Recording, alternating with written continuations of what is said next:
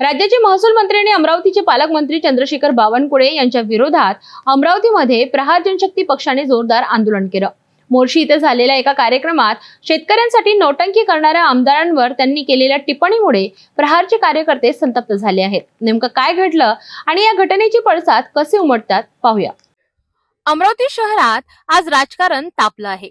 मोर्शी येथे मत्स्य विज्ञान महाविद्यालयाच्या भूमिपूजन समारंभात राज्याचे मुख्यमंत्री देवेंद्र फडणवीस यांच्यासह अनेक मंत्री उपस्थित होते। या कार्यक्रमात बोलताना पालकमंत्री चंद्रशेखर बावनकुळे यांनी शेतकऱ्यांसाठी नौटंकी करणाऱ्या आमदारांवर टीका केली।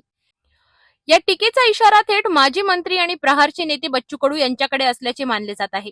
बावनकुळे यांच्या या विधानामुळे संतप्त झालेल्या प्रहार जनशक्ती पक्षाच्या कार्यकर्त्यांनी आज जिल्हाधिकारी कार्यालयासमोर जोरदार आंदोलन केलं। कार्यकर्त्यांनी बावनकुळे यांचे पोस्टर जाळून नौटंकी पालकमंत्री अशा घोषणा दिल्या। यावेळी वातावरण काही काळ तणावपूर्ण झालं होतं। पोलिसांनी तातडीने हस्तक्षेप करत काही आंदोलनकर्त्यांना ताब्यात घेतले। गुरुकुंज येथे बच्चू कडू यांनी 7 दिवसांचे अन्नत्याग उपोषण केले होते। याच मुद्द्यावरून बावनकुळे यांनी टीका केल्याचा प्रहार पदाधिकाऱ्यांचा आरोप आहे। या आंदोलनामुळे अमरावती शहरातील राजकीय वर्तुळात मोठी खळबळ उडाली आहे।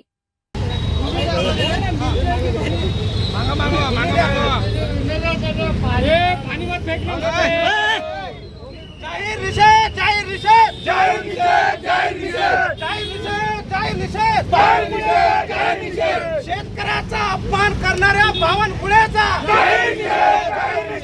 शेतकऱ्याचा अपमान करणाऱ्या बावनकुळेचा, शेतकऱ्यांचा अपमान करणाऱ्या बावनकुळेचा जय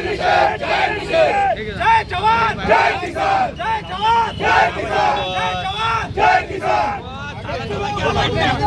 हम तुम्हारे साथ जनशक्ती पक्षाचा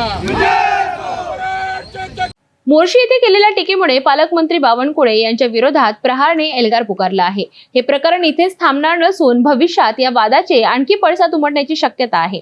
शेतकऱ्यांच्या प्रश्नांवरून सुरू झालेला हा राजकीय संघर्ष आता अधिक तीव्र होताना दिसत आहे।